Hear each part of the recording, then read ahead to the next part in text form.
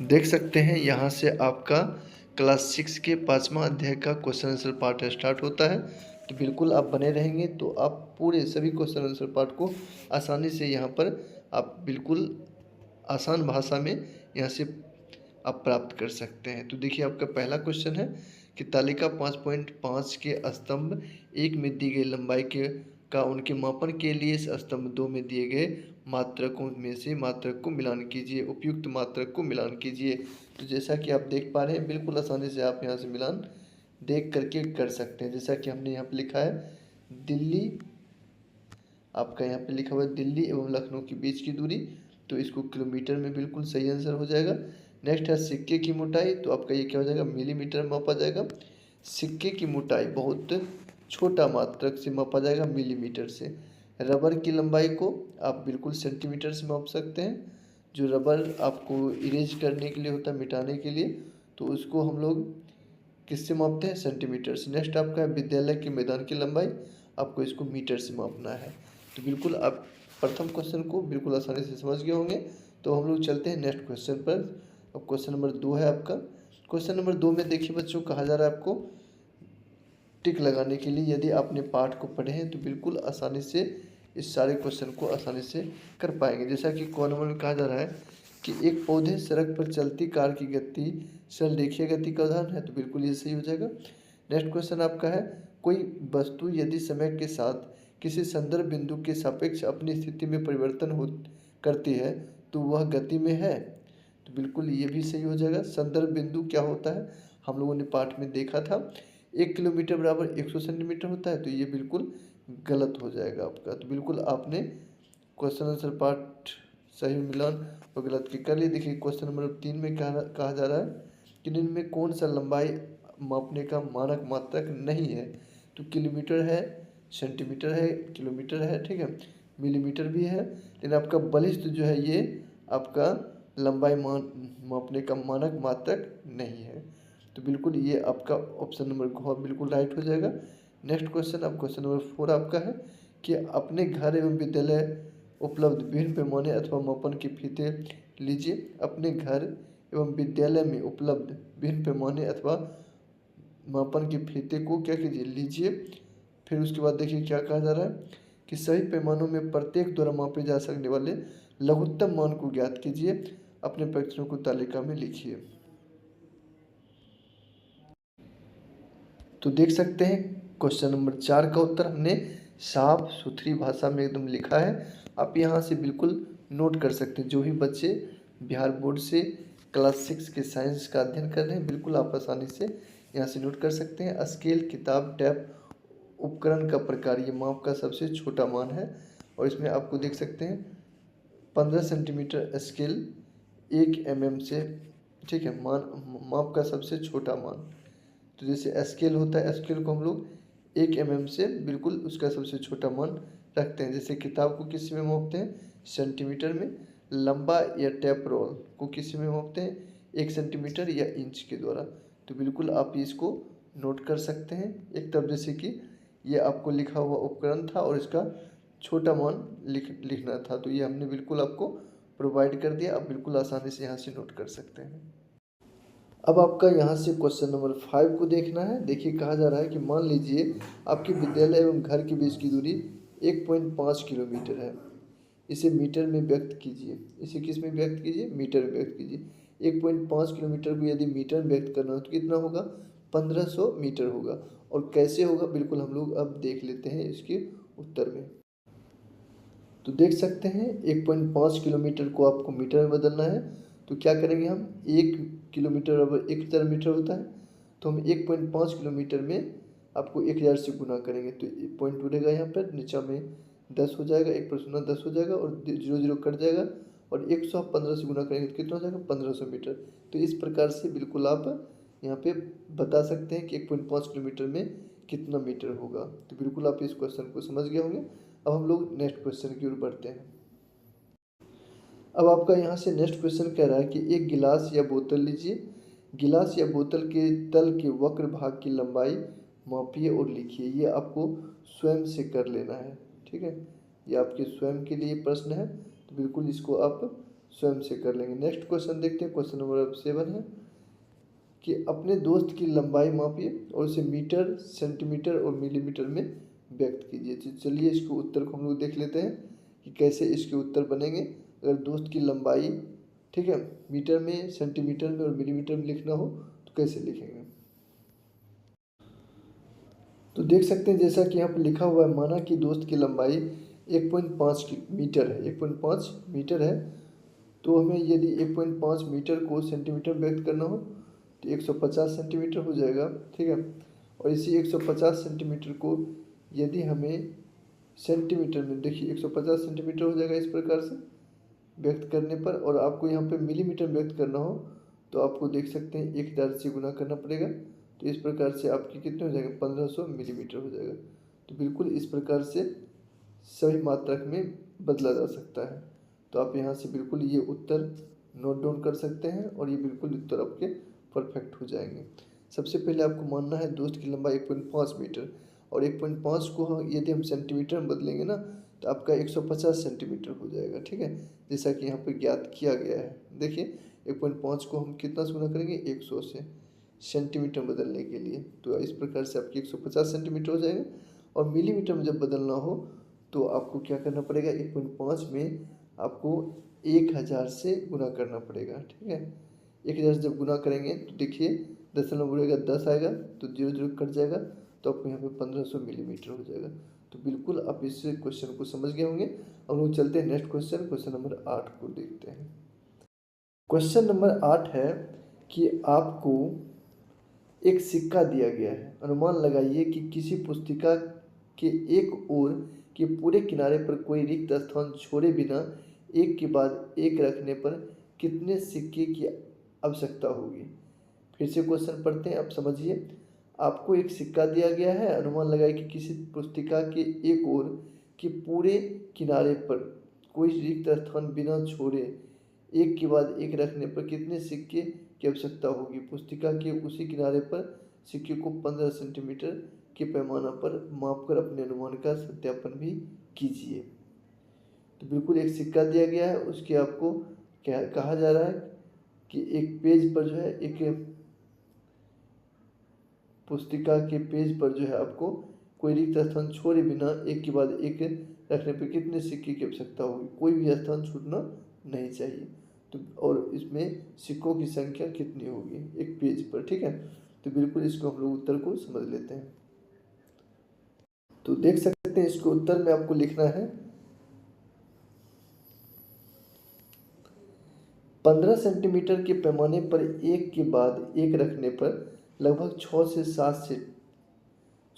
7 सिक्के की आवश्यकता होगी। 6 से 7 सिक्कों की आवश्यकता होगी, यह मानते हुए कि एक सिक्के का औसत व्यास एक लगभग बराबर 2.2 सेंटीमीटर है।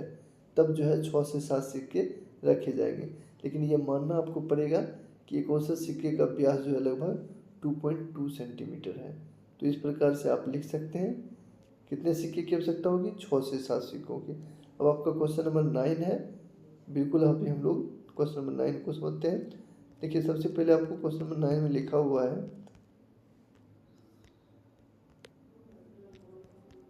देख सकते हैं क्वेश्चन नंबर 9 आपका है कि सरल रेखीय, वृत्तीय एवं दोलन गति की दो उदाहरण दीजिए। सरल रेखीय, वृत्तीय एवं दोलन गति के दो उदाहरण। चलिए इस उत्तर को हम लोग समझते हैं बिल्कुल आसानी के साथ।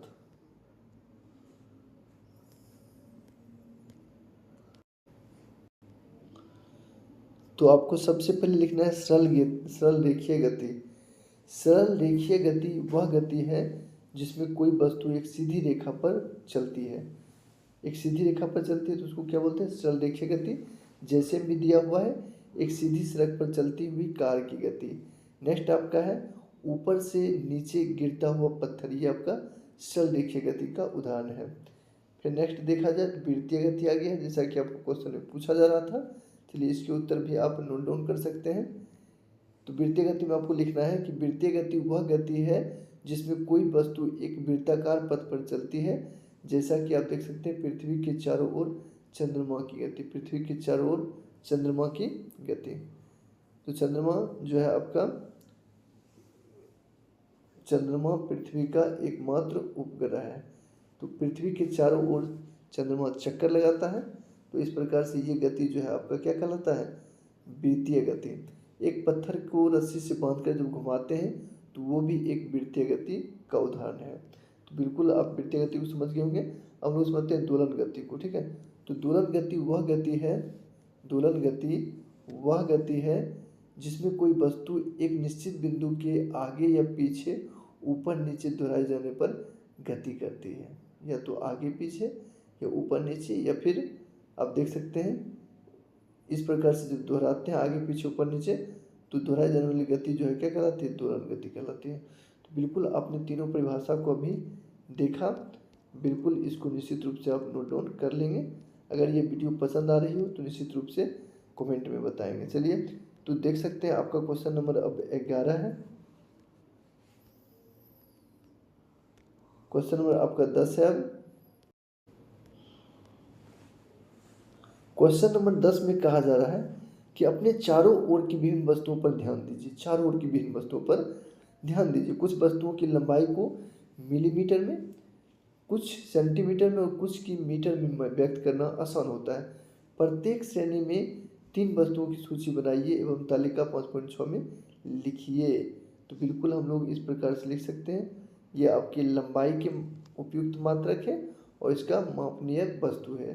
तो मिलीमीटर को पेंसिल की नोक की लंबाई, ग्लास की कोर की लंबाई, पुस्तक के पेज की कोर की मोटाई, ये आपका बिल्कुल क्या हो जाएगा, मिलीमीटर। क्योंकि मिलीमीटर सबसे न्यूनतम क्या होता है, मिलीमीटर सबसे दूरी का जो है न्यूनतम मात्रक होता है, सबसे छोटा मात्रक होता है। नेक्स्ट है आपका सेंटीमीटर। तो इसमें आपको देख सकते हैं रबर की लंबाई सेंटीमीटर मापा जाएगा। रबर जो आप इरेज करते हैं, बिल्कुल ये पता होगा आपको। कलम की लंबाई को सेंटीमीटर मापा जाएगा, किताब की लंबाई को सेंटीमीटर मापा जाएगा। तो बिल्कुल आप इस प्रकार से लिख सकते हैं। ये आपको मीटर में जैसे कि है, तो खेल के मैदान की लंबाई आपका क्या हो जाएगा, मीटर में। तो इस प्रकार से आपको उदाहरण दे देना है। नेक्स्ट आगे देखते हैं क्वेश्चन नंबर 11, जिसमें कहा जा रहा है आपको कि एक रोलर कोस्टर का ट्रैक चित्र 5.19 में दिखाए गए हैं आकार में बनाया गया है। एक गेंद बिंदु क से प्रारंभ होती है। देख सकते हैं ये आपका क बिंदु है। यहाँ से जो है एक गेंद क्या होती है, प्रारंभ होती है, ठीक। बिल्कुल समझ जाएंगे। और बिंदु च से निकल जाती है। च से आप क्या होता है, निकल जाता है, ठीक।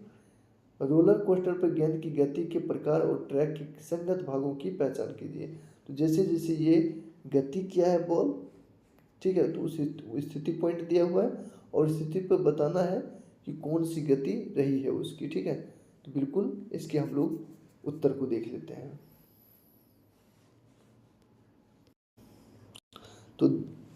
तो देख सकते हैं 11 नंबर के उत्तर में आपको लिखना है, रोलर कोस्टर पर गेंद की गति के प्रकार और ट्रैक संगत भाग इस प्रकार है। ट्रैक संगत भाग क से ख जो स्थिति है वो आप गुरुत्वाकर्षण के कारण त्वरित गति ढलान वाला ट्रैक का उदाहरण है, ठीक है। क से ख से ग जो आप देख पा रहे हैं ये आपका वृत्तीय गति का उदाहरण है। ग से घ जो आप देख पा रहे हैं ये गुरुत्वाकर्षण के कारण मंद गति का उदाहरण है। जैसा कि आप ढलान वाला ट्रैक है, ट्रैक कैसा है, तो ढलान वाला, इसमें जो है ट्रैक कैसा है, लूप है, और इसमें जो है ट्रैक आपका कैसा है, ढलान वाला ट्रैक है। तो आपको ट्रैक भी बताना है। तो बिल्कुल ये आपको उत्तर एकदम करेक्ट लिखा हुआ है, आप यहाँ से बिल्कुल नोट डाउन कर सकते हैं। और बिल्कुल ये क्वेश्चन बहुत सारे बच्चे को नहीं समझ में आता है, लेकिन बिल्कुल आपको समझ में अब आ गया होगा। घ से आरोह तक वृत्ताकार गति में है लूप। आप जब चित्र देखेंगे तो आपको पता चलेगा। और ये लूप क्या है इसके, तो लूप जो है बच्चों आप देख सकते हैं, ये लूप जो है बिल्कुल उनके ट्रैक जो किया गया है उसके संगत भाग का लूप दिया हुआ है, ठीक है। तो आपका रो से जो है चौ जो है ये आपका लगभग क्या है, लगभग एक समान गति है, यानी समतल या क्षैतिज ट्रैक है। तो बिल्कुल आप इसको नोट डाउन कर सकते हैं। ये आपके प्रश्न संख्या 11 का उत्तर है। चलिए आगे देखते हैं।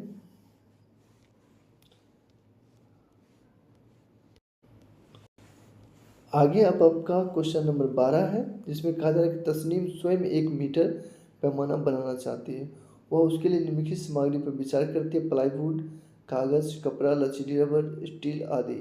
इनमें से किसका उपयोग नहीं करना चाहिए और क्यों?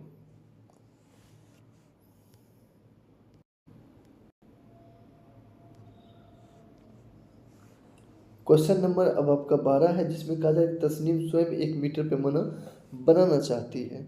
वह उसके लिए निम्नलिखित सामग्री पर विचार करती है, जैसे कि आप देख सकते हैं प्लाईवुड, कागज, कपड़ा, लचीली रबर, स्टील आदि। इनमें से उसे किसका उपयोग नहीं करना चाहिए?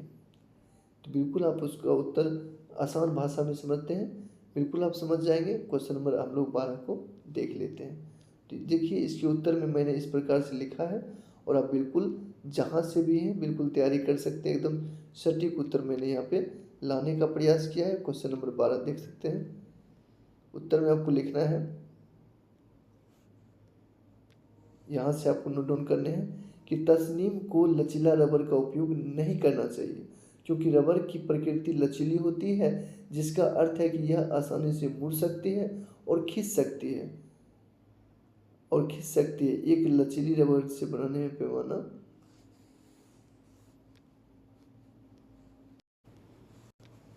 सटीक माप नहीं दे पाएगा, क्योंकि उसकी लंबाई तापमान या बल के आधार पर बदल सकती है, जिसमें माप में त्रुटि आएगी।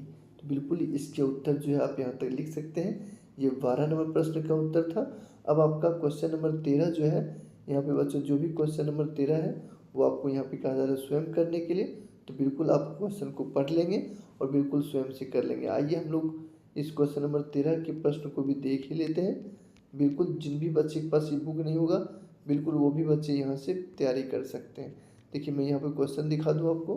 तो क्वेश्चन में यहाँ पे 13 नंबर कहा जा रहा है कि अपने दोस्तों के साथ खेलने के लिए लंबाई के मात्रकों के रूपांतरण पर एक कार्ड का खेल कार्ड गेम बनाने संबंधी विचार कीजिए। इसकी योजना बनाइए और इसे विकसित कीजिए। तो बिल्कुल ये छात्र स्वयं कर सकते हैं। तो चलिए हमने अभी लास्ट ये चैप्टर नंबर 5 का जो है लास्ट तक देखा सभी उत्तर को आसान भाषा में। तो बिल्कुल अगर आपको अच्छा लगा हो तो कमेंट जरूर करेंगे, ताकि मैं ऐसे वीडियो आपके लिए बिल्कुल बनाऊंगा और बिल्कुल आपका साइंस सब्जेक्ट जो है घर बैठे समाप्त हो जाएगा। तो चलिए फिर मिलते हैं नेक्स्ट वीडियो में एक ऐसे ही इम्पोर्टेंट टॉपिक लेकर के, एनसीईआरटी के साइंस सब्जेक्ट का।